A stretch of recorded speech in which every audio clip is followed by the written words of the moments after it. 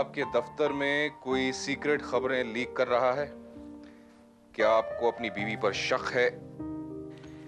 क्या आपको किसी अनजान दुश्मन से खतरा है? ऐसी किसी भी समस्या से तुरंत समाधान तुरंत मिले प्राइवेट डिटेक्टिव आदित्य राम से। पता 108 राम जानकी निवास, बीजी रोड, अंधेरी ईस्ट, मुंबई। समझ लो आदित्य राम, अब तुम्हारे बुरे दिन खत्म हुए। इस शहर में ऐसी परेशानियों के मारे बहुत लोग हैं। ये विज्ञापन तुम्हारे दरवाजे पर क्लाइंट्स की लाइन लगा देगा। लगता है क्लाइंट्स की लाइन फोन पर लगनी शुरू हो गई। Hello, detective Aditya Ram speaking. मैं पूरी बोल रहा हूँ आदित्य राम। पुरी साहब, मैं आपसे माफी मांगना चाहता हूँ। कई दिनों से मैं आपसे 2-4 दिन की मोहलत मांग रहा हूँ, मगर मैं क्या करूँ, ना मुझे कहीं से नौकरी मिल रही है और ना ही कहीं से तनख्वाह। लेकिन आप यकीन मानिए, मुझे 1 हफ्ते की मोहलत और दे दीजिए। मैं आपके मकान का पूरा किराया चुका दूंगा। बस सिर्फ 1 हफ्ते की मोहलत और, प्लीज। आज सोमवार है, अगर अगले सोमवार तक मेरा सारा रुपया नहीं चुकाया तो सामान सहित उठाकर सड़क पर फेंकवा दूंगा।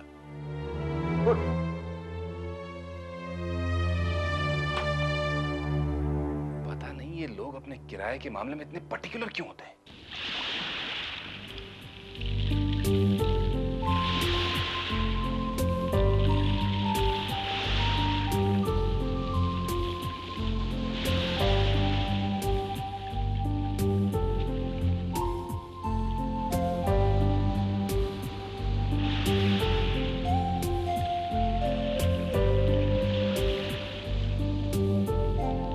Hello sir.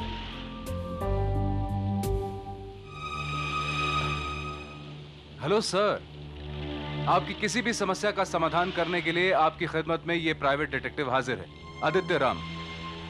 मैं जानता हूं आप जरूर किसी बहुत बड़ी परेशानी में हैं, है ना सर? है ना सर? ना मैं दुखी हूँ, ना परेशान, ना मुझे किसी की मदद की जरूरत है। Mind your own business please. मुझे देखने दो, एंजॉय करने दो। फिर आप इतने दुखी क्यों नजर आ रहे हैं? शायद मेरी सूरत ही ऐसी है। Please go.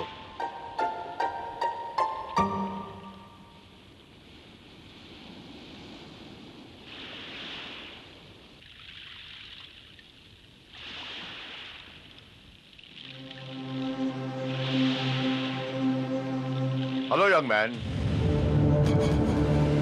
तुम एक प्राइवेट डिटेक्टिव हो, जासूस? जी हाँ। जरूरतमंद हो, केस की तलाश में हो? जी। हमें एक दूसरे की जरूरत है। बैठो। लेकिन सर। घबराओ मत, सिट डाउन, बैठो।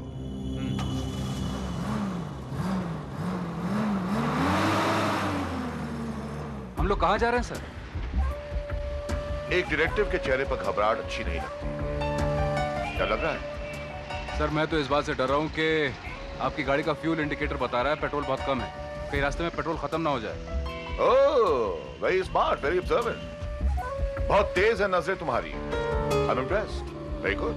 पेट्रोल पंप सामने ही है सर, पेट्रोल भरवा लें? ठीक है, भरा लेते हैं।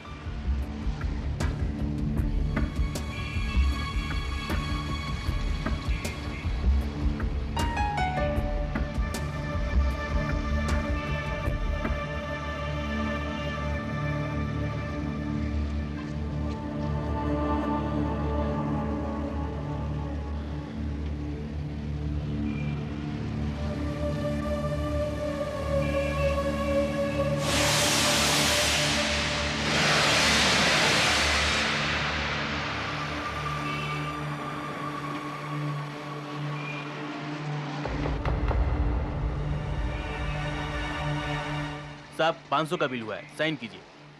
मैं कैश दूंगा। ठीक है सर। Thank you sir.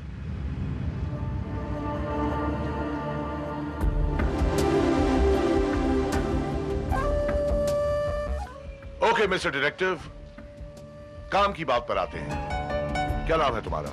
जी आदित्य राम। और मेरा नाम है जगन्नाथ सरकार। मेरी बीवी का मेघश्री सरकार, और मैं अपनी बीवी पर शक करता हूं। I don't trust her at all। इस वक्त मेरी बीवी शॉपिंग के लिए घर से बाहर निकल रही होगी।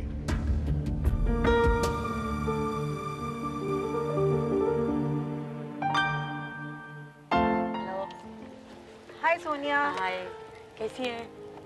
ठीक हूँ, तुम कैसी हो? ठीक हो। चलो भैया जी। मैं चाहता हूं कि तुम मेरी बीवी का पीछा करो। वो क्या करती है, कहां जाती है, किस किस से मिलती है, मुझे उसके एक एक मिनट की रिपोर्ट चाहिए। उनकी कोई तस्वीर है आपके पास? ये रही मेरी बीवी की तस्वीर।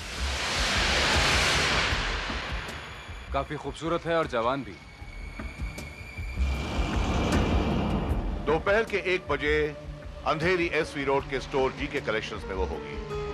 इस वक्त 12 बजे। वो कभी 7 बजे से पहले घर नहीं लौटती।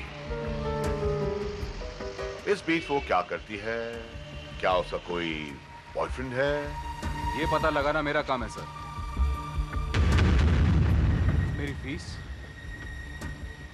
एक दिन के काम के लिए 20,000 रुपए। हाँ जी, मुझे मंजूर है। 10,000 रुपए एडवांस और बाकी शाम को रिपोर्ट मिलने के बाद।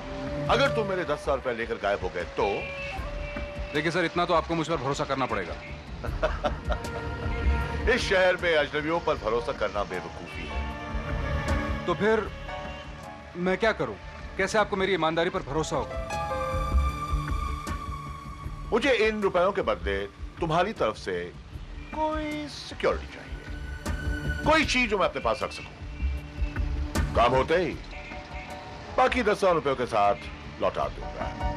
ऐसी तो कोई चीज नहीं मेरे पास जिसकी कीमत 10,000 रुपए है। हाँ, ये सोने की चेन जरूर है, मेरी माँ ने दी थी। ये चलेगी?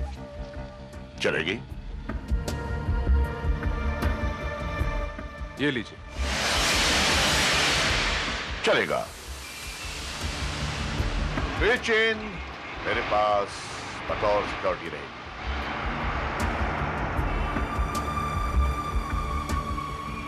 अभी से काम शुरू कर लो।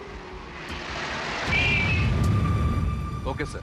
तो याद रहे, मेरी बीवी 1 बजे जीके कलेक्शंस में होगी। Yes sir.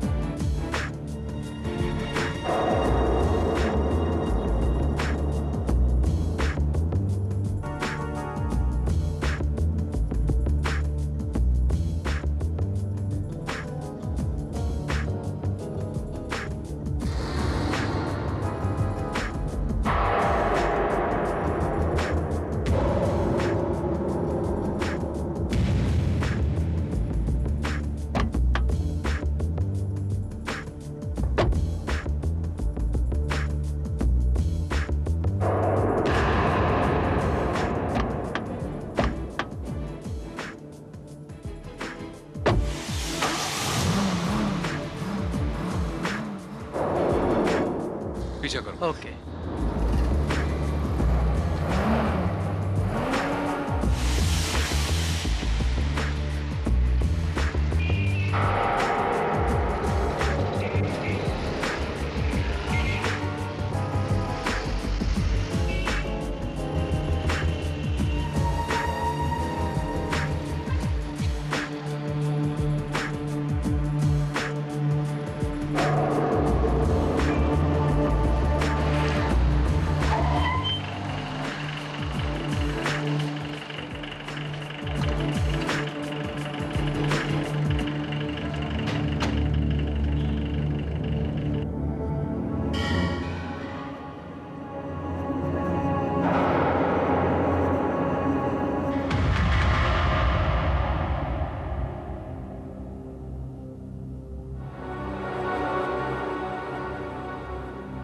मेघश्री, लगता है कोई हमारा पीछा कर रहा है। यहाँ तो कोई नहीं है, लगता है तुम्हें वहम हुआ है। चलो।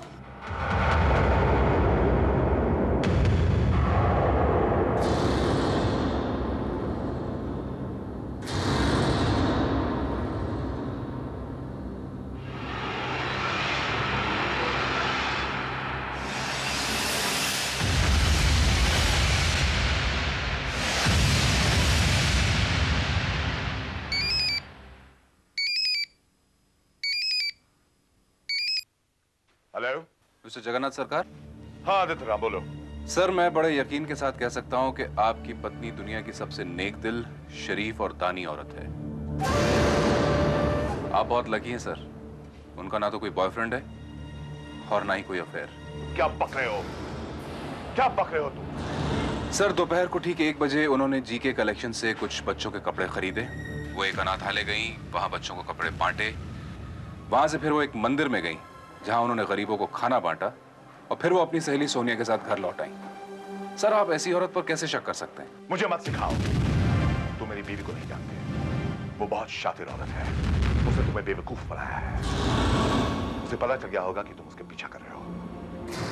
नहीं सर, मैंने बहुत ही होशियारी से। Shut up. अब मुझे तुम्हारी कोई जरूरत नहीं है। लेकिन सर। एनीहाउ, थोड़ी देर के बाद मेरे घर आकर अपना बैलेंस ले जाओ। हालांकि जितना मैं तुम्हें एडवांस दिया हूं, तुम्हारी औकात उतनी भी नहीं है। बड़ा अजीब आदमी। खैर, मुझे क्या लेना? मैं जाकर अपनी चेन और पैसे लेकर आ जाऊंगा। मुझे बेवकूफ कह रहा है, गधा कहीं का। हे भगवान, ऐसा एक क्लाइंट रोज दे दिया कर।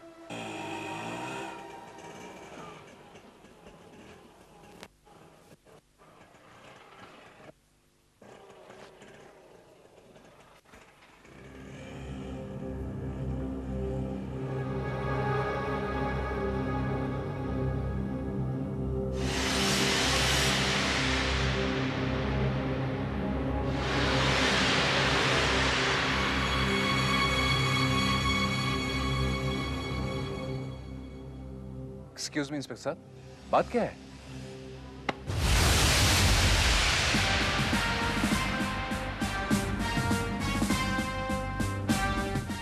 इंस्पेक्टर भारत, आप किस लिए आए हैं आप यहाँ पर? जी, मैं जगन्नाथ सरकार से मिलने आया हूँ। जगन्नाथ सरकार से मिलने आए? जी। हाँ हाँ, आइए इधर अंदर आई।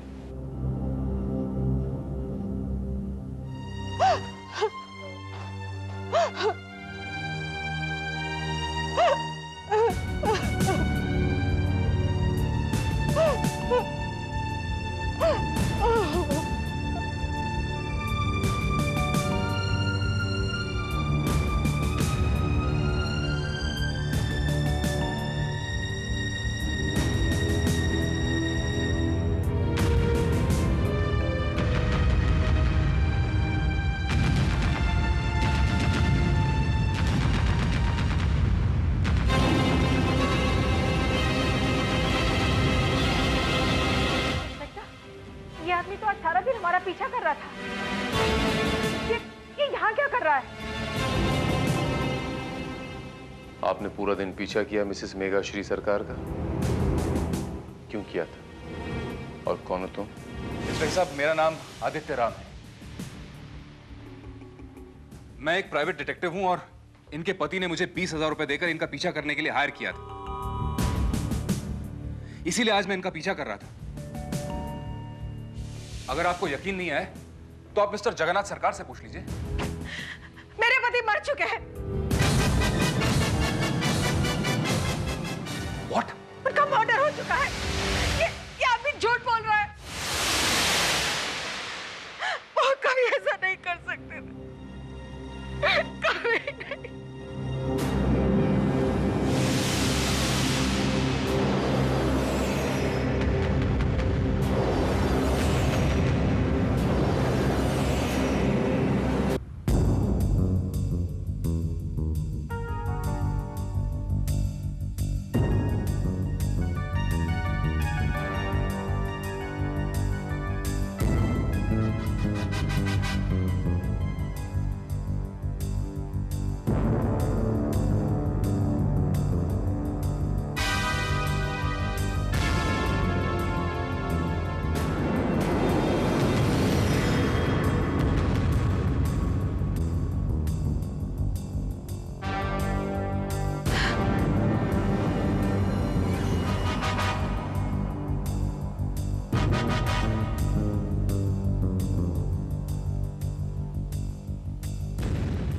ये लॉकेट आपका है? जी हाँ इंस्पेक्टर साहब, ये मेरा है, मगर मेरी बात तो सुनिए। Shut up. एक शब्द नहीं बोलेंगे आगे आप। That's it. चलो सब तलाशी लो इनकी।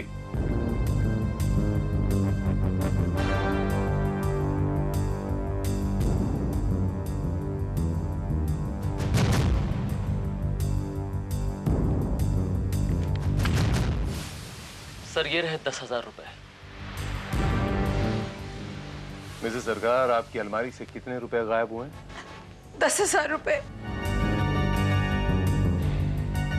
मिस्टर आदित्य राम, आपको मिस्टर सरकार के कत्ल की सजा से अब कोई नहीं बचा सकता।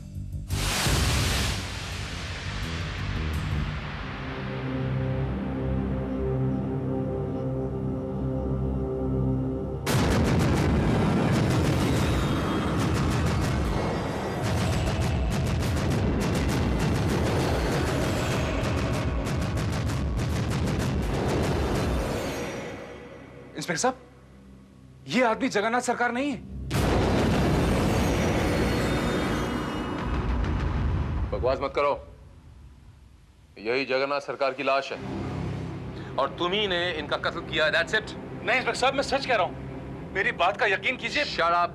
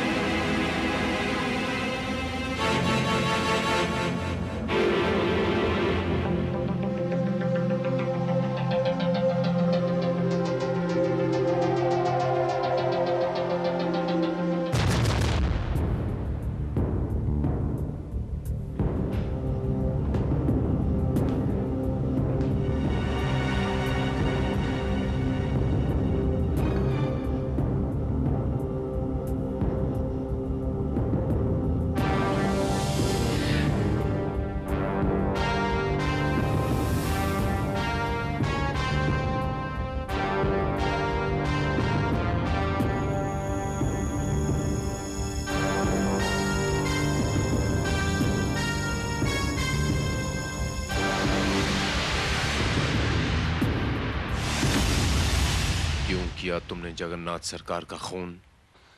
नहीं इंस्पेक्टर साहब, मैंने कोई खून नहीं किया। सारे सबूत तुम्हारे खिलाफ हैं। इंस्पेक्टर साहब, मैं आपको कैसे समझाऊं? अगर मैंने खून किया होता तो मैं आधे घंटे बाद खुद सरकार के घर पे क्यों जाता? मर्डर करते वक्त ये चेन वहां पर रह गई थी जो बाद में तुम्हें याद आई। ये चेन तुम लेने आए थे, करेक्ट? नहीं इंस्पेक्टर साहब, मेरी बात का यकीन कीजिए। ये चेन तो मैंने खुद उस आदमी को दी थी बतौर सिक्योरिटी के, जो आदमी मुझे अपने आप को जगन्नाथ सरकार बताकर मिला था, और उसी ने मुझे वहां बुलाया था ये चेन लौटाने के लिए और बाकी के 10,000 रुपए देने के लिए। ऐसी स्टोरियां मैं रोज सुनता हूँ मिस्टर आदित्य राम। ये कहानी किसी और को सुनाना। नहीं इंस्पेक्टर साहब, आप मुझे छोड़ दीजिए। मैं खुद उस आदमी को तलाश कर लेकर आऊंगा, क्योंकि वही एक मेरी बेगुनाही का सबूत है। Very smart. ताकि तुम बाहर जाओ और बड़ी आसानी से अपने सारे सबूत मिटा दो। अगर दुनिया में ऐसा कोई आदमी बसता है जिसने वाकई जगन्नाथ सरकार का खून किया तुम्हारे अलावा, तो उसे मैं पकड़ूंगा, तुम नहीं। समझे मिस्टर आदित्य राम?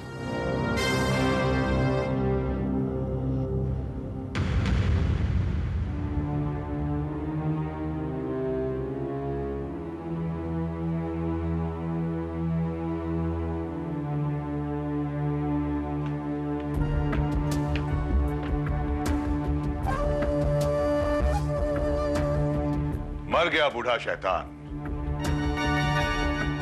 और जवान खूबसूरत परी अब आजाद है। करोड़ों की जायदाद की इकलौती मालकिन मुबारक हो।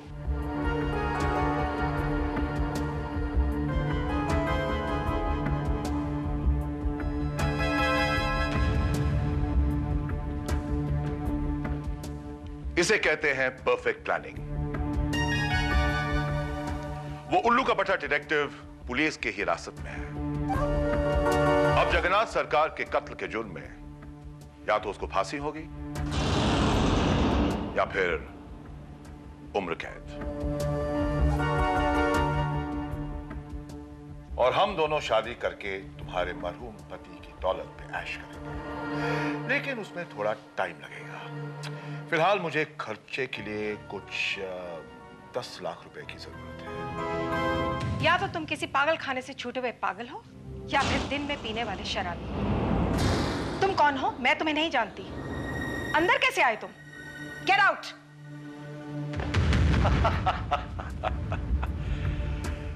अपने लवर होने वाले हस्बैंड जैकी राव को नहीं पहचानती? मेगा डार्लिंग, चिंता मत करो, यहां हमारी बातें कोई नहीं सुन रहा है और ना ही किसी ने मुझे अंदर आते हुए देखा, क्योंकि मैं पिछले दरवाजे से आया हूं।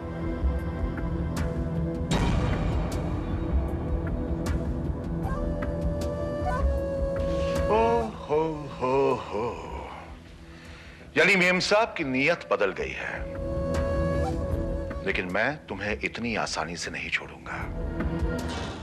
उस आदित्य राम को मैंने फंसाया, तुम्हारे पति को मैं मारा, इसकी कीमत मैं तुमसे वसूल करके ही रहूंगा। इसका मतलब है कि तुमने ही मेरे पति का कत्ल किया है। हाँ, मैंने ही मारा है तुम्हारे पति को। गुड, क्योंकि इसमें अब तुम्हारी स्टेटमेंट रिकॉर्ड हो गई है मिस्टर जैकी राव कि तुमने ही मेरे पति को मारा है। और अब दफा हो जाओ यहां से, क्योंकि तुम्हें फांसी पर चढ़ाने के लिए या कम से कम उम्र कैद दिलाने के लिए ये सबूत काफी है। मिसेस मेघश्री सरकार, एक कत्ल करने के बाद इंसान के लिए दूसरा कत्ल करना आसान हो जाता है, हाथ कम कांपता है। तुमने मेरा इस्तेमाल किया है, धोखा दिया है मुझे। मैं तुमको जिंदा नहीं छोड़ूंगा।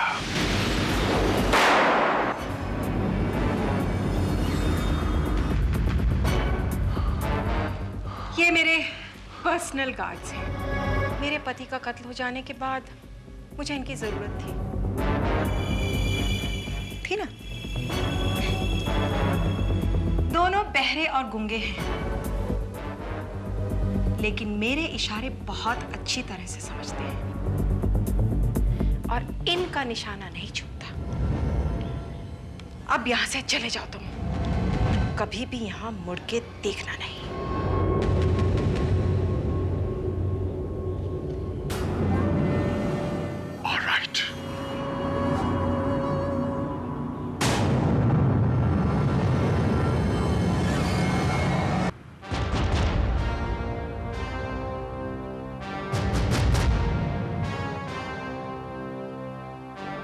श्रीवास्तव, तुम्हें ऐसा नहीं लगता कि ये केस बड़ी आसानी से सॉल्व हो गया? सर, कुछ केस ऐसे होते हैं कि जो आसानी के साथ ही सॉल्व होते हैं। कोई जरूरी नहीं कि हर केस पेचीदा ही हो। लेकिन श्रीवास्तव, जो चीजें बहुत सरल नजर आती हैं, दरअसल वो सरल होती नहीं है, बड़ी पेचीदा हो सकती हैं, कॉम्प्लिकेटेड भी हो सकती हैं। कातिल की वो चेन, 10,000 रुपए, कातिल का मौका वारदात पे आना, सारे सबूतों के साथ।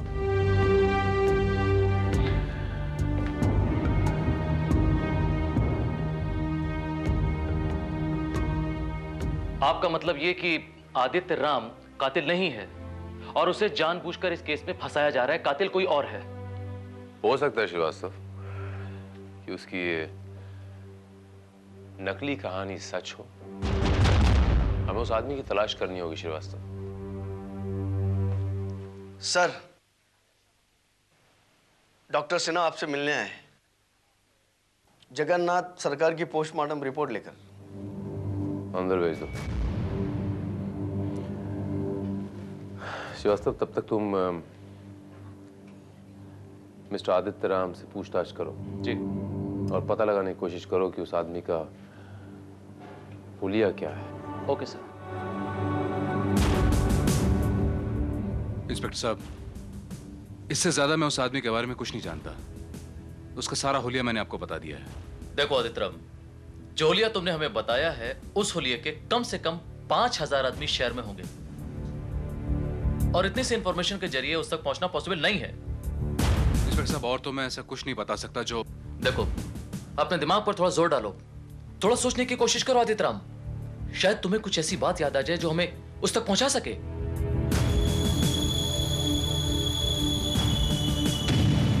साहब 500 का बिल हुआ है, साइन कीजिए। मैं कैश दूंगा। ठीक है सर, थैंक यू। हाँ, याद आया। जब वो पहली बार मुझसे मिला था तो अपनी गाड़ी में पेट्रोल भरवाने के लिए हाईवे के पास वाले पेट्रोल पंप पर गया था। उस पेट्रोल पंप का नाम याद है तुम्हें? बोरीवली नेशनल पार्क के पहले वाला नेहरू पेट्रोल पंप। इंस्पेक्टर साहब, जब किसी आदमी का पेट्रोल पंप पर अकाउंट होता है तभी उसे बिना कैश दिए वाउचर बुक पर पेट्रोल मिलता है। वहां का अटेंडेंट उसके पास वाउचर बुक लेकर आया था, लेकिन वो उसने साइन नहीं की, उसने कैश दिया था। इसका मतलब उसके पास क्रेडिट फैसिलिटी थी, लेकिन उसने जानबूझकर कैश पेमेंट किया।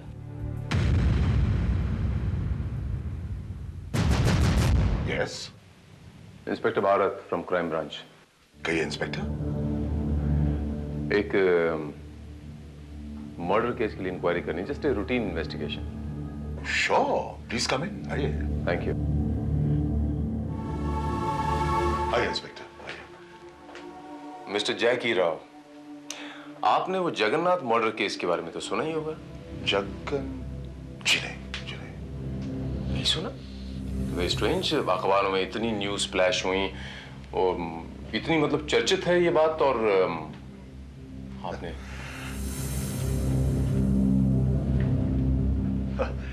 इंस्पेक्टर, कई मर्डर्स की कई खबरें रोज अखबारों में छपती हैं। किसको याद रहता है?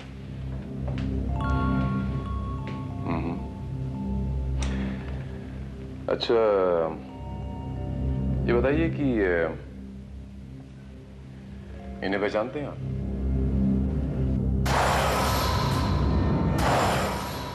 जी नहीं। कहीं देखा होगा, याद कीजिए। नहीं, कभी नहीं। Are you sure? Yeah, sure, sure. Srivastava,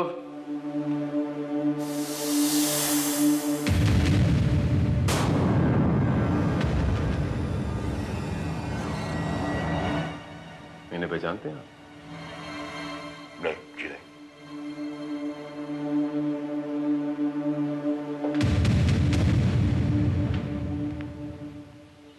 लेकिन तुम्हारा तो ये कहना है मिस्टर आदित्य राम कि इनसे पहले मिल चुके हैं। मैं इनसे कभी नहीं मिला। झूठ बोल रहे हो तुम। अभी 4 दिन पहले तुम मुझे मिले थे, सोमवार को, और तुम मुझे अपनी गाड़ी में बिठा कर ले गए थे। याद आया इंस्पेक्टर, याद आया। मैंने तुम्हें लिफ्ट दी थी। लिफ्ट नहीं, तुमने मुझे 20,000 रुपए का ऑफर दिया था मेघाश्री सरकार का पीछा करके तुम्हें रिपोर्ट करने के लिए, और 10,000 रुपए एडवांस भी दिए थे। इंस्पेक्टर, ये आदमी सरासर झूठ बोल रहा है। मैं किसी मेघाश्री सरकार को नहीं जानता। हाँ, ऐसे पहचानता हूँ क्योंकि मैंने इसे लिफ्ट दी थी। इंस्पेक्टर साहब, ये झूठ बोल रहा है। यही है वो आदमी। That's all right. All right, Mr. Aditya Ram. I'm sorry, Mr. Jackie Rao. कुछ गलतफहमी सी हो गई मेरे ख्याल से। I'm sorry to bother you. अच्छा हाँ, इन केस आइडेंटिफिकेशन के लिए मुझे अगर आपकी फोटोग्राफ चाहिए तो मिल सकती है? Sure, sure.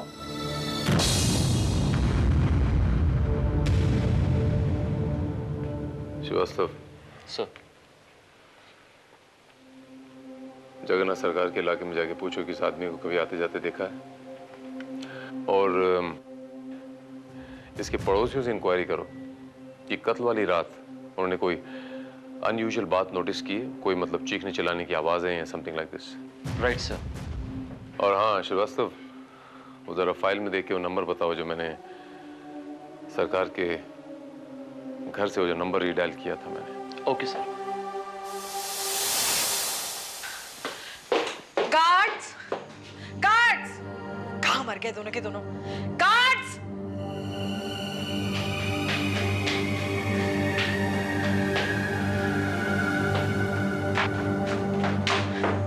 कहां चले गए थे तुम दोनों?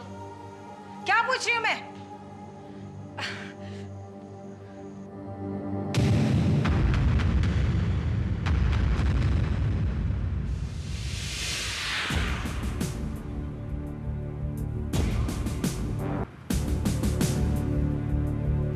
मिसेस सरकार, आप इन्हें पहचानती हैं? जी नहीं।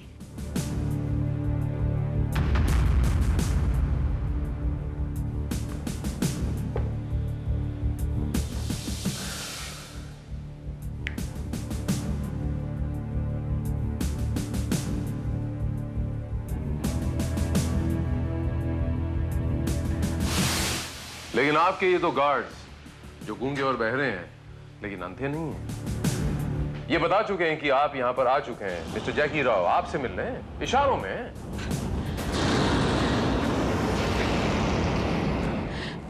मुझे याद नहीं।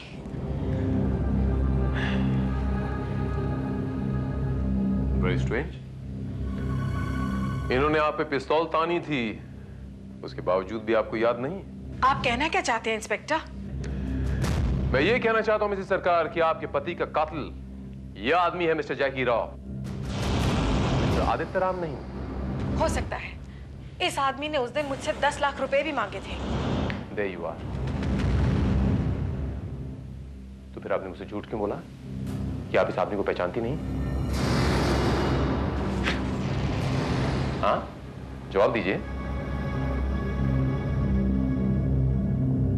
अपने पति की डेथ के बाद मैं वैसे बहुत परेशान थी और किसी और मुसीबत में नहीं पड़ना चाहती थी। जब मेरे गार्ड ने इस आदमी को बाहर निकाल के फेंक दिया तो मुझे लगा कि ये शायद मुझे फिर कभी परेशान नहीं करेगा। आप बोलिए कि आपके दोस्त नहीं है, आपके खासम खास यार नहीं है, इसके साथ मिलकर अपने हस्बैंड को मर्डर करने का प्लान नहीं बनाया आपने? नहीं, ये बकवास है। जरूर इस आदमी ने ही आपको ऐसा कहा होगा। झूठ बोल रहा है ये आदमी, पागल है। इसकी बातों पर विश्वास मत कीजिए।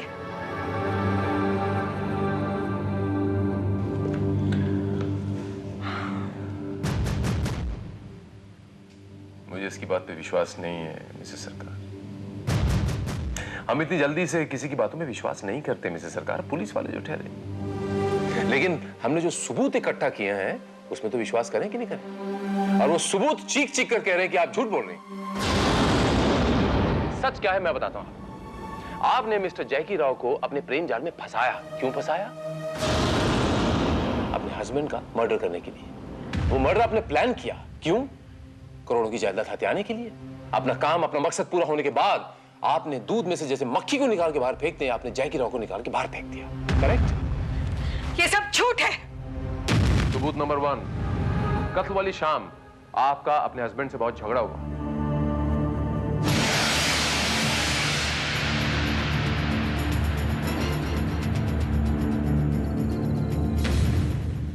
मिस्टर सरकार को पता चल चुका था कि आपका एक बॉयफ्रेंड भी है। सबूत नंबर 2, कत्ल वाली शाम जब मैं आपके घर आया, आपके ड्राइंग रूम में लाश के पास मैंने टेलीफोन के ऊपर रीडायल का बटन दबाया।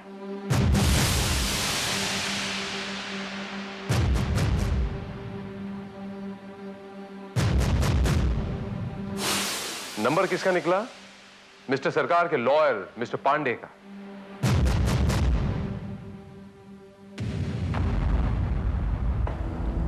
और मिस्टर सरकार के वकील मिस्टर पांडे से इंक्वायरी करने पे पता चला मिस्टर सरकार का उन्हें फोन आया था 8:30 बजे। और मिस्टर सरकार ने कहा कि 9 बजे से पहले वो उनके पास पहुंच रहे हैं क्योंकि उन्हें अपनी वसीयत चेंज करनी। वसीयत से आपका नाम मिटा रहे हैं। ये आपने सुना, आपसे बर्दाश्त नहीं हुआ कि पूरी की पूरी जायदाद एक ट्रस्ट को चली जाएगी। और सबूत नंबर 3, डॉक्टर सिन्हा की पोस्टमार्टम रिपोर्ट। और उस रिपोर्ट के मुताबिक आपके हस्बैंड की मौत गोली से नहीं बल्कि दम घुट के हुई है। दम कैसे घुटा? आपने अपने दुपट्टे से अपने पति का खून किया।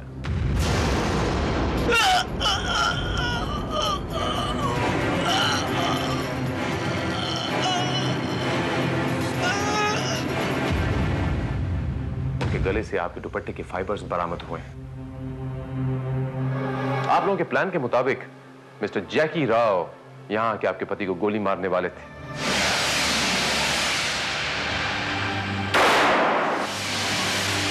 लेकिन आपके पति ने अचानक उनके वकील मिस्टर पांडे को फोन करके यह कहा कि वो 9 बजे से पहले उनके ऑफिस में पहुंचने वाले, वो वसीयत चेंज करने के लिए, और उन्हें सारा प्लान चेंज कर दिया। अफरा तफरी में आपने अपने दुपट्टे से उनका मर्डर कर दिया। और उसके बाद जैकी राव ने यहां आकर पहले से ही पलंग पर मरे पड़े हुए मिस्टर सरकार को गोली मार दी, यह सोचकर कि वो जिंदा है, और उसके बाद लाश के हाथ में आदित्य राम के लॉकेट वाली चेन प्लांट कर दी और यहां से चला गया।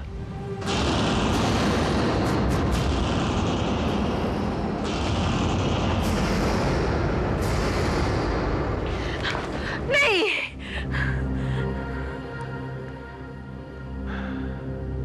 एंड नाउ मिसेस सरकार, अदालत में आपको मुजरिम साबित करने के लिए वो दुपट्टा और लाश के गले से मिले आपके दुपट्टे के वो फाइबर्स मैच किए जाएंगे। उसके बाद दूध का दूध, पानी का पानी हो जाएगा। आपके बचने का कोई रास्ता नहीं मिसेस सरकार। कबूल कीजिए कि खून आपने किया है। मैंने आपसे कहा मिसेस सरकार, कबूल कीजिए कि आपके पति का खून आपने किया है। कबूल कीजिए। हाँ। मैंने ही अपने पति का खून किया है, मैंने किया है। Very good. और आप मिस्टर जैकी राव, भले आपने लाश को गोली मारी, लेकिन सजा के हकदार आप भी हैं। एंड नाउ मैं आप दोनों को जगन्नाथ सरकार के कत्ल के जुर्म में गिरफ्तार करता हूं।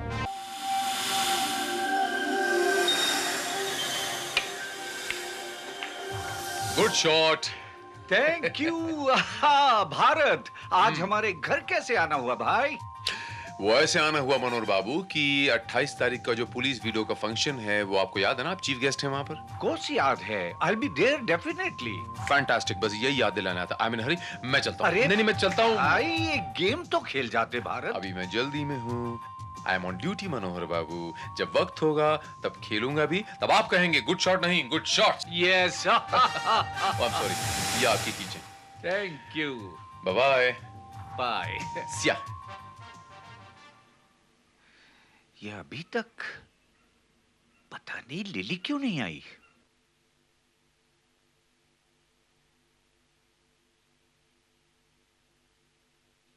Good morning sir. Good morning Lily. Sir, ये आज के आपके फ्लाइट के टिकट्स। कितने बजे की है? 11:15 की। गुड मॉर्निंग भाई साहब। आइए, मिल गई फुर्सत आप दोनों को मुझसे मिलने की। फॉर योर इंफॉर्मेशन, मैं भुज में पिकनिक मनाने नहीं जा रहा, नई फैक्ट्री के लिए जमीन खरीदने जा रहा हूं। कहां है प्रोजेक्ट रिपोर्ट की फाइल? अरे तुम लोग कुछ भी काम जिम्मेदारी से कर सकते हो या फिर ऐसे ही बकवास? भाई साहब प्लीज प्लीज एक minute. Lily, Shetty, Mehra, please.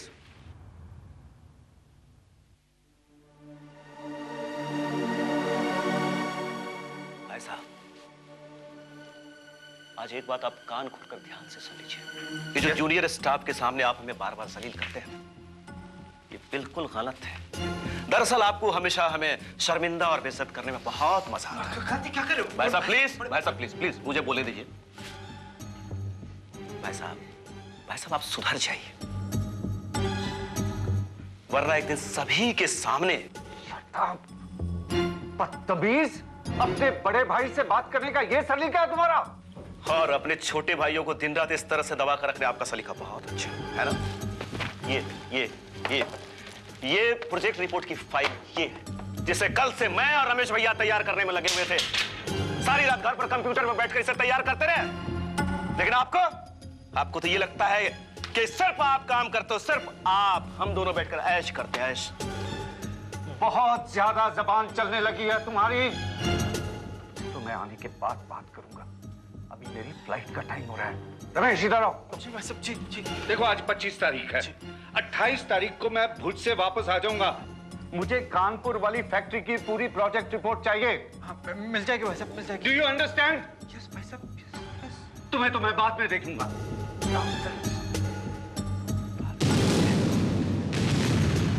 और सुनो, 11:15 बज चुके हैं। कोई भी बिजनेसमैन अपने घर पे इस वक्त नहीं रहता। Go to your office. Do you understand? 28 जनवरी को जब मैं भुज से वापस आऊंगा तो मुझे कानपुर ब्रांच के बिजनेस की कंप्लीट रिपोर्ट चाहिए, समझे? नौकर समझ रखा हम दोनों भाइयों को। देखो कांति, बात को समझा करो। वो हमारे बड़े भाई हैं, बड़े भाई साहब हैं, और तुम्हें उनके साथ ऐसी बदतमीजी से बात नहीं करनी चाहिए। क्यों नहीं करनी चाहिए?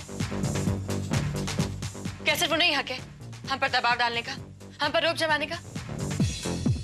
अरे अपने ही घर में हमें उनसे डर के रहना पड़ता है। कांति, तुमने बहुत अच्छा किया जो आज उन्हें जवाब दे दिया। भाई साहब की वजह से हम पर पाबंदियां तो बहुत ज्यादा है, किसी बात की कोई आजादी नहीं। आज देखो ना, वो नहीं है तो हम चारों मिलकर यहाँ पर अपनी इवनिंग एंजॉय कर रहे हैं। अगर वो होते तो बोलते 8 बजे घर चलो और 10 बजे सब सो जाओ। भगवान करे कि वो भूत से कभी लौटे ही नहीं। कम से कम हम अपने हिसाब से अपनी जिंदगी तो जी सकते हैं। वाह वाह भाभी, कितनी अच्छी बात कही आपने। काश करे ये उससे कभी वापस नहीं आए।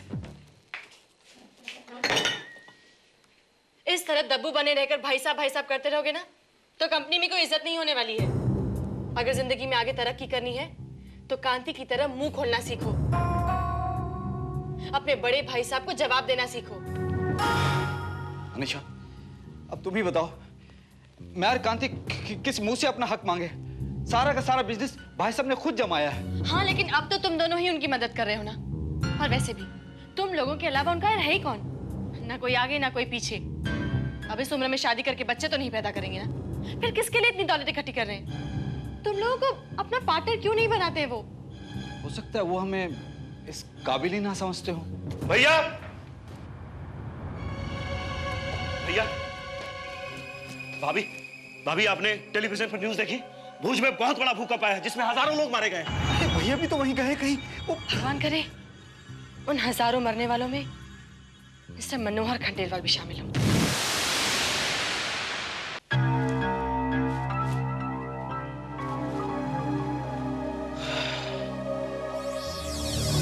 रमेश भैया, आज 30 जनवरी है और भाई साहब 28 जनवरी को आने वाले थे। भुज में भूकंप 26 जनवरी को है और भाई साहब की अभी तक कोई खबर नहीं है। तो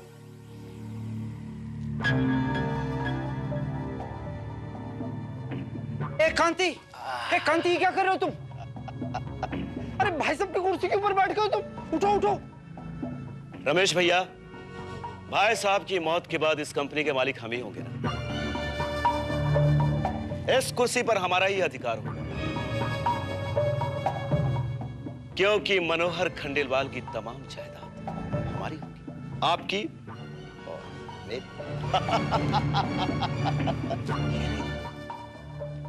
तुम्हारा कहने का मतलब है कि अगर भाई साहब मर चुके हैं तो उनकी सारी प्रॉपर्टी, उनका बैंक बैलेंस, उनके बंगले, उनकी कारें सब हमारी होंगी? अरे हाँ भैया, हाँ। नहीं कांति, इतनी आसानी से सब कुछ हमारा नहीं हो जाएगा। क्यों? क्योंकि कानून के मुताबिक किसी इंसान के गायब हो जाने पर उसे 7 साल तक मरा हुआ नहीं माना जाता।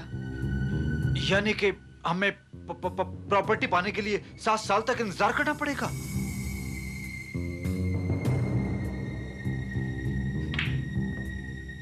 अगर भाई साहब की लाश मिल जाए और उसकी पहचान हो जाए तब एक दिन भी रुकना नहीं पड़ेगा। अगर भाई साहब वाकई भूकंप में मारे जा चुके हैं तो उनकी लाश मिलने में क्या मुश्किल आएगी? शुभा, इस वक्त जो भुज की हालत है, इन हालत में लाश का मिलना नामुमकिन है। मलबे में जो लाशें दबी हुई हैं उन्हें पहचानना बहुत मुश्किल काम है। तुम लोग मौके का फायदा उठाना कब सीखोगे? मतलब ये कि भुज जाओ और वहां पता नहीं कितनी सड़ी लाशें पड़ी होंगी। कोई भी लाश जिसकी कद काठी भाई साहब जैसी हो उसे उठाओ और यहां ले आओ। अरे ये तो भाई साहब की अंगूठी है, तुम्हारे पास कहां से आई? ये भाई साहब की अंगूठी नहीं है, बल्कि उनकी अंगूठी के जैसी है। ये अंगूठी उस लाश को भाई साहब की पहचान देने में हमारे बहुत काम आएगी।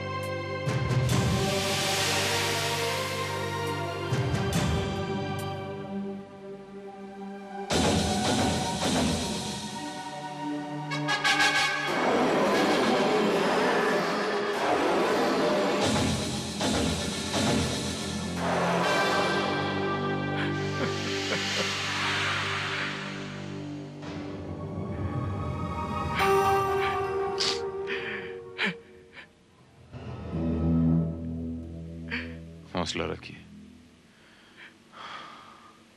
मनोहर साहब की मौत का मुझे भी बड़ा अफसोस है।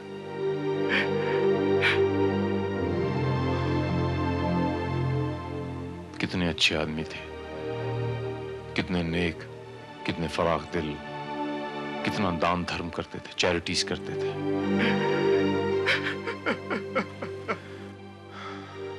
ऐसा आदमी जब इस दुनिया से जाता है तो सिर्फ परिवार वालों को ही नहीं बल्कि इस समाज को भी कितना बड़ा धक्का लगता है। भुज में कितने लोगों की मौत हो गई, कईयों की तो बॉडीज भी नहीं मिली होंगी अब तक। हाँ इंस्पेक्टर, जिस दिन हम भुज पहुंचे उसी दिन एक बिल्डिंग के मलबे से कुछ लाशें निकाली गई। उसी में भाई साहब की लाश में इंस्पेक्टर चेहरा इस कदर से बिगड़ गया था कि पहचानना मुश्किल हो गया था। वो कपड़े और कुछ पर्सनल चीजों से भाई साहब की पहचान हो सके। अच्छा जी, भाई साहब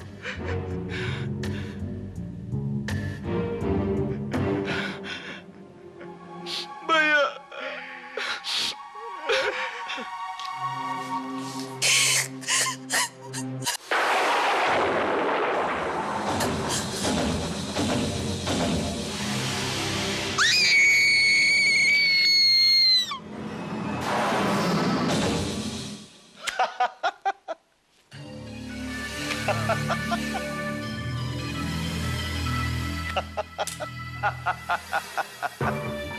रमेश भैया, ये है वो जादुई कागज जो हमारी और तुम्हारी जिंदगी बदल के रख देगा। The magic piece of paper, the death certificate of mister Manohar Khandelwal, our dear भाई साहब।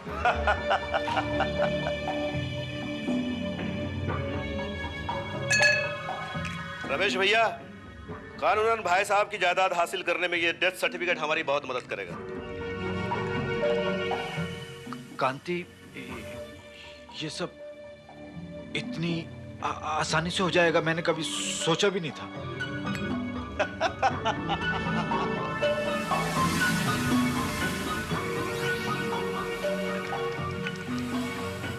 लेकिन कांति, मुझे तो अभी भी डर लग रहा है। देखो शुभा, डरने की कोई बात नहीं है।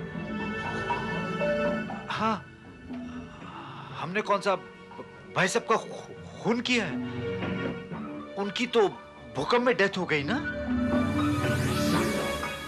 और बस, और फिर हमने किसी और की डेड बॉडी को उनकी लाश बताया। That's all.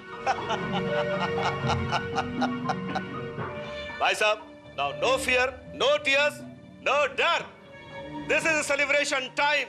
Let's have fun. This is a time of celebration. Let's have fun, भाई साहब। भैया ये लीजिए, ये नाप चीयर्स। अरे पीछे पीछे।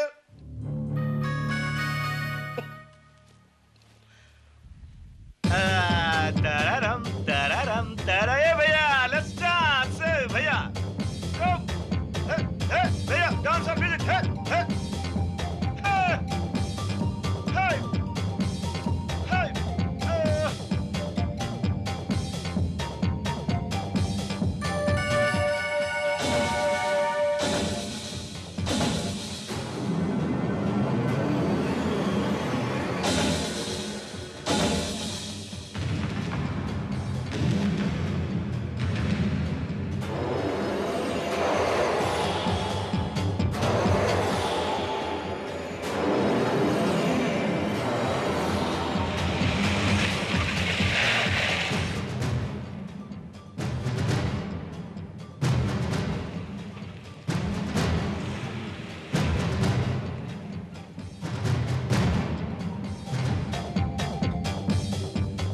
जिस घर में एक दिन पहले बड़े भाई की चिता की आग अभी ठंडी भी ना हुई हो, उस घर में इतना लाउड म्यूजिक,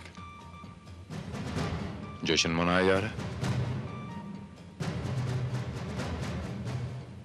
वाह रे कलयुग।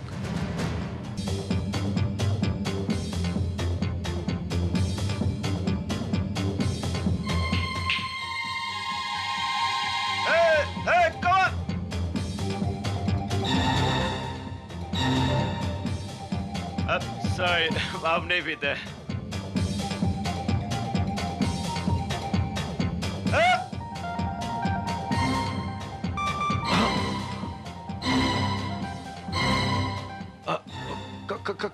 कांति।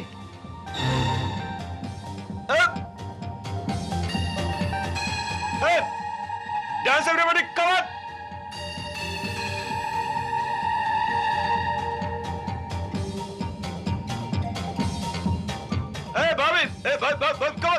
भाभी। पागल हो गए हो कांति? क्या हुआ भाभी?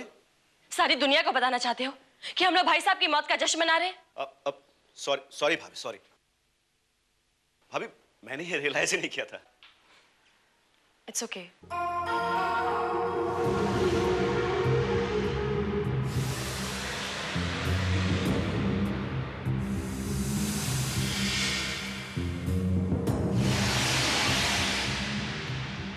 इसे कहते हैं मृत्यु प्रमाण पत्र,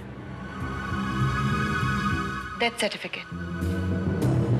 बस कुछ दिन और पेपर वर्क होते ही भाई साहब की सारी दौलत रमेश और कांति के नाम हो जाएगी। उसके बाद हम रईस ही नहीं, बहुत रईस हो जाएंगे।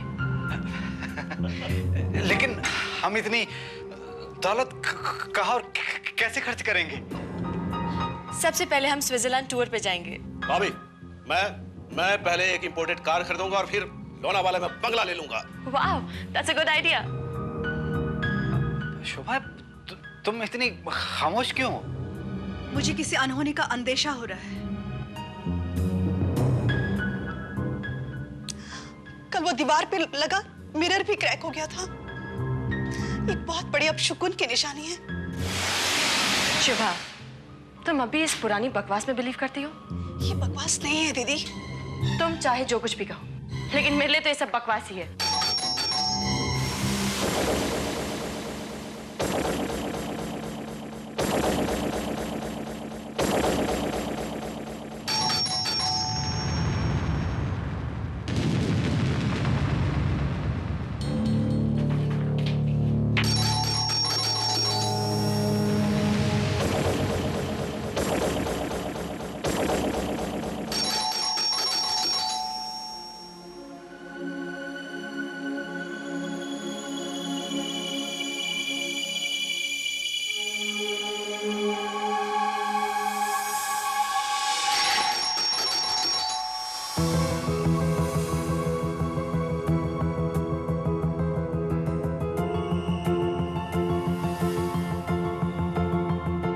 कौन हो सकता है इस वक्त?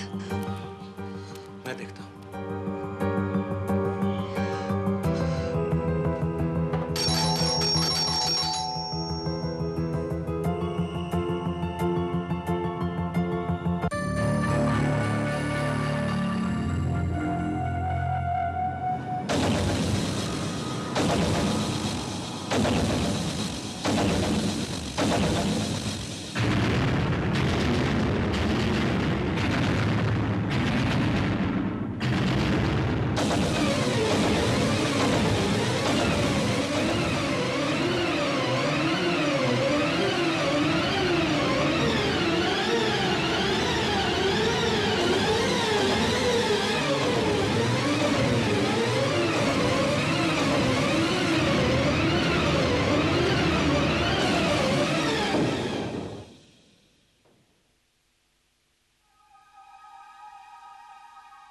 कांति, कांति, भाई साहब, आप क्या हुआ? आप भाई साहब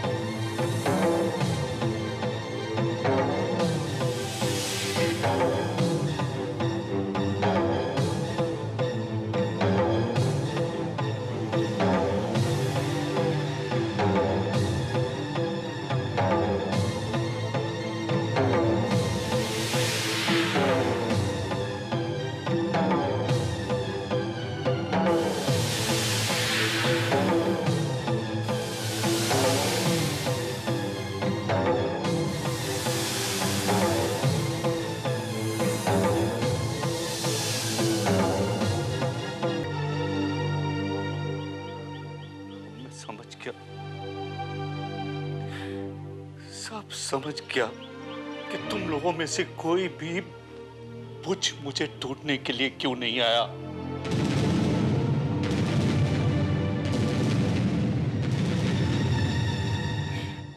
अरे जब बुझ में भुजाल आया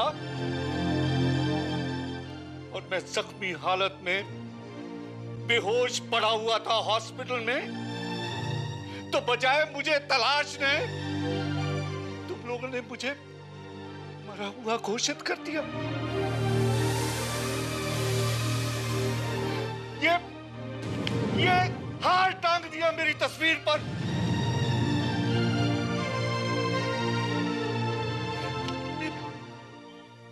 डेथ सर्टिफिकेट भी हासिल कर लिया।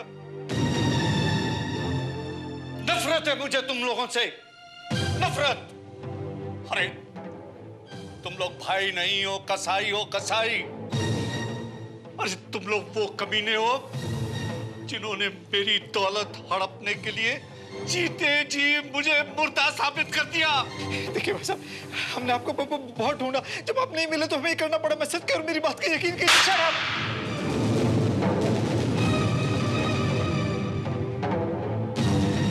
अपनी बुरी नीयत पर पर्दा डालने की कोशिश मत करो। और ये सर्टिफिकेट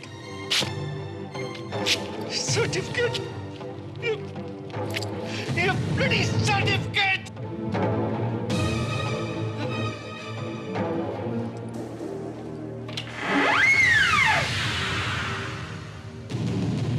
मैं तुम लोगों के मंसूबे नहीं पूरे होने दूंगा। सुना तुमने? मैं कोई तुम्हारे मंसूबे पूरे नहीं होने दूंगा। सुबह होते ही मैं सारी दुनिया को चिल्ला चिल्ला के ये बता दूंगा कि मैं जिंदा हूं।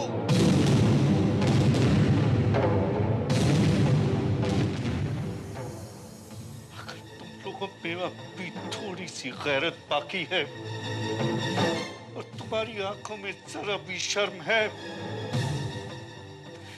तो सुबह होने से पहले इस घर से अपना मुंह काला कर लो।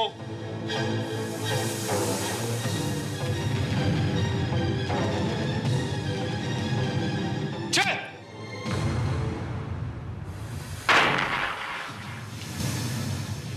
अब क्या होगा? ये तो पूरी की पूरी बाजी ही पलट गई। मैंने कहा था ना, मुझे तो शुरू से ही लग रहा था। अब जो हो गया है उसके बारे में बात करने से क्या फायदा? ये सोचो कि आगे क्या करना है। क्या करना है? इससे पहले कि तुम्हारे भाई साहब पूरी दुनिया को बताएं कि वो जिंदा है और हमें इस घर से धक्के मार के निकाल दें, खत्म कर दो उन्हें। क्या? हाँ, वैसे भी दुनिया के लिए तो वो मर ही चुके हैं ना। मगर उन्हें मारकर हम लाश का क्या करेंगे? लाश को गाड़ी में डालकर ले जाएंगे और रातों रात किसी जंगल में दफना देंगे। मगर उन्हें हम मारेंगे कैसे?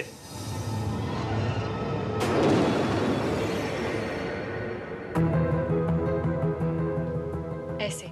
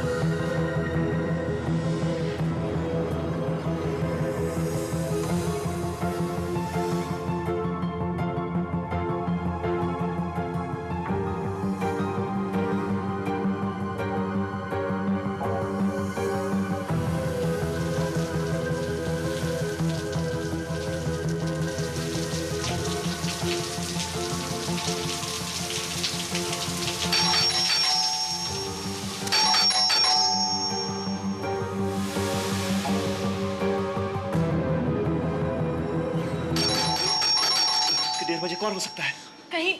कहीं किसी ने भाई साहब को घर लाते तो नहीं देख लिया? देखो, अब जो भी हो, लेकिन दरवाजा तो खोलना पड़ेगा ना। कांति, तुम जाओ। अच्छा, मैं खोलता हूँ।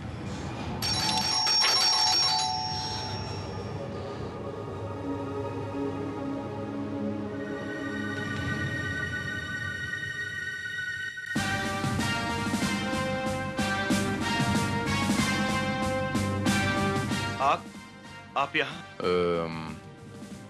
मिस्टर कांति, आप इतनी रात गए जाग रहे हैं, सब ठीक तो है? या फिर किसी पार्टी वार्टी में गए थे क्या? जी नहीं तो।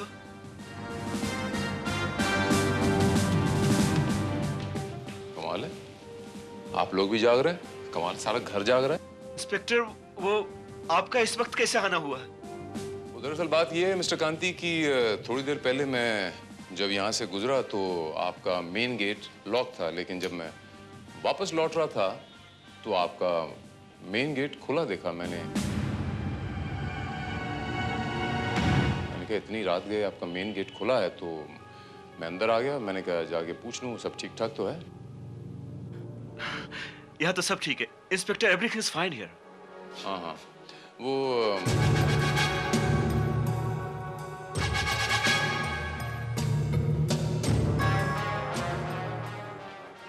कोई आया था क्या घर में? जी, यहाँ कोई नहीं आया था सर। हाँ। अगर घर में कोई नहीं आया था तो फिर ये मेन डोर खुला है? दरअसल बात यह है कि इन्हें कुछ बेचैनी हो रही थी, इसलिए बाहर थोड़ा टहलने चले गए थे। शायद आते वक्त दरवाजा खुला रह गया। रमेश, तुम भी बहुत भुलक्कड़ हो गए हो। हाँ सर, यहाँ कोई नहीं आया। मैं बाहर गया था सर, मेरी तबीयत थोड़ी खराब। जी हाँ, जी। अच्छा, अभी तबीयत ठीक लग रही है ना? हाँ। एनीहाउ, फिलहाल मैं चलता हूँ। Good night. To everybody, please अपना ध्यान रखना, ओके?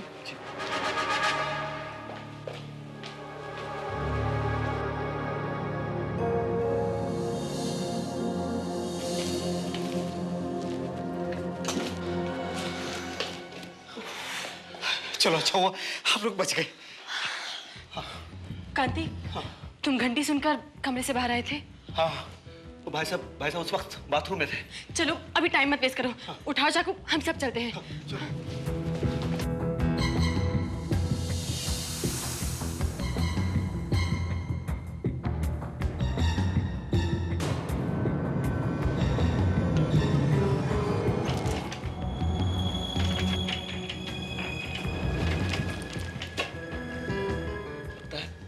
दरवाजा अंदर से बंद हो गया, लगता है कुछ गड़बड़ है। किसी भी तरह इस दरवाजे को खोलो, चाहे तोड़ना ही क्यों ना पड़े।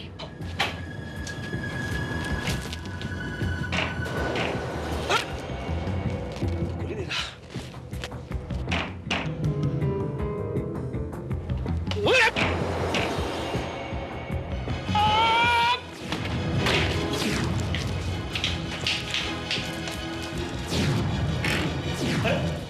यहाँ तो कोई नहीं है।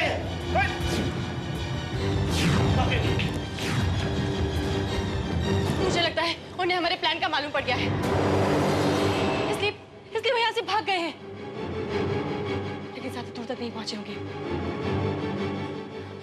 यहाँ टाइम मत वेस्ट करो, जल्दी जाके उनका पीछा करो, इससे पहले कि कोई उन्हें जिंदा देख ले। खत्म कर दो उन्हें।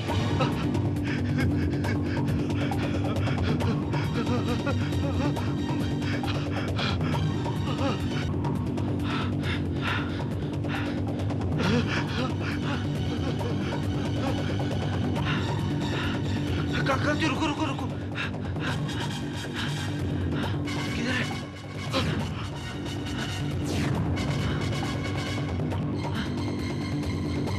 अरे भागो।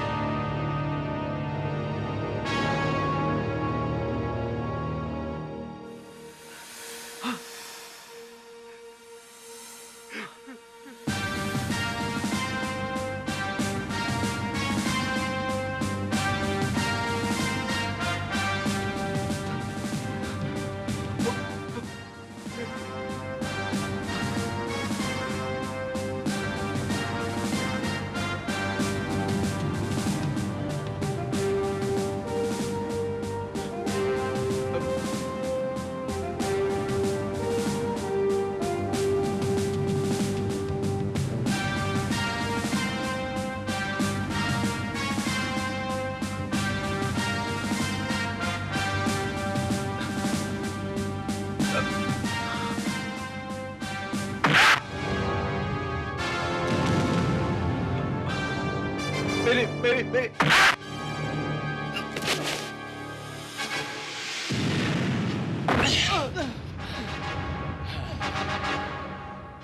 तो ये बात है हमारे रमेश बाबू और हमारे कांति बाबू। Very good. तो अपने बड़े भाई मिस्टर मनोहर खंडेलवाल को मारने का प्रोग्राम बनाया जा रहा है। बहुत अच्छे। बुझ के भूकंप से तुम्हारा ये भाई जिंदा बचा या नहीं, ये जाने बगैर तुमने मुझे मरा हुआ डिक्लेयर कर दिया। और जब मैं जिंदा बच के वापस आ गया तो तुम लोगों ने मुझे मारने की कोशिश की। टाई और सूट बूट पहनकर मौके का फायदा उठाना तो कोई आप लोगों से सीखे। प्लान तो आप लोगों ने बिल्कुल फुल प्रूफ बनाया था,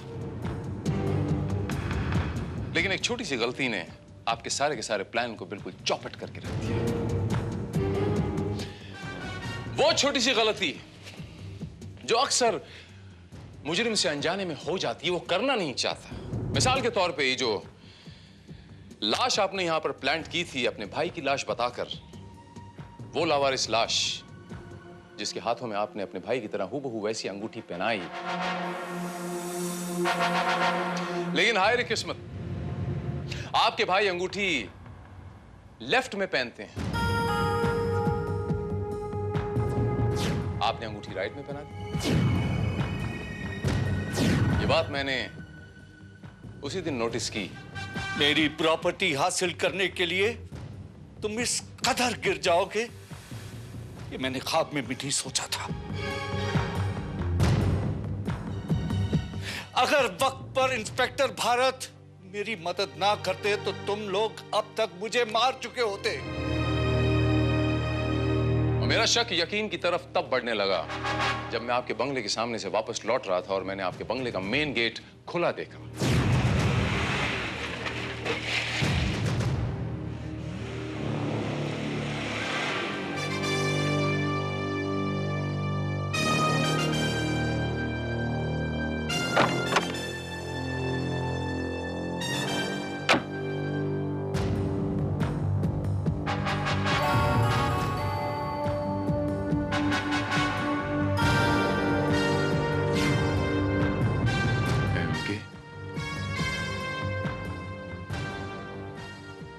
एमके मतलब ये किचन तो मनोहर खंडेलवाल की है। और अब मुझे पूरा यकीन हो गया था कि मनोहर खंडेलवाल साहब जिंदा हैं। बट कंफर्म यह करना था मुझे कि मनोहर खंडेलवाल अपनी मौत का नाटक खुद कर रहे हैं या उनके ये भाई उनके खिलाफ कोई साजिश कर रहे हैं। और यह बात मुझे कंफर्म तब हुई जब मैं बंगले से बाहर जा रहा था।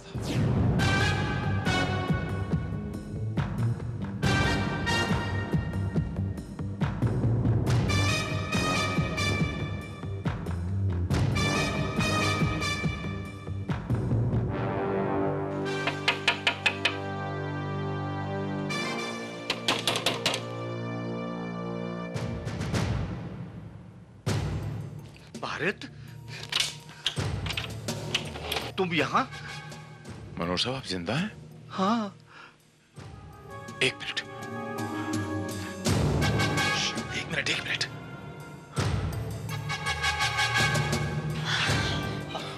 कांति, तुम घंटी सुनकर कमरे से बाहर आए थे?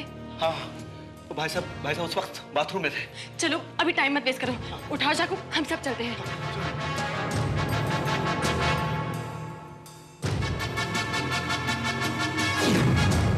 मनोहर खंडेलवाल साहब ने मुझे सारी कहानी जब बताई तो बात मेरी समझ में आ गई कि आप लोग उसको मारने की कोशिश कर रहे हो। अब आप लोगों को रंगे हाथों पकड़ना था, इसलिए मनोहर जी के भागने का नाटक मैंने किया।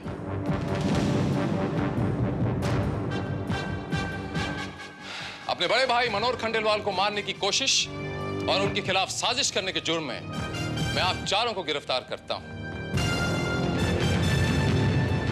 एक मिसाल वो थी लक्ष्मण और भरत की, जो अपने भाई के लिए सब कुछ न्यौछावर करने के लिए तैयार थे, और एक मिसाल आपकी, जो अपने भाई की जान लेने की कोशिश कर रहे हैं।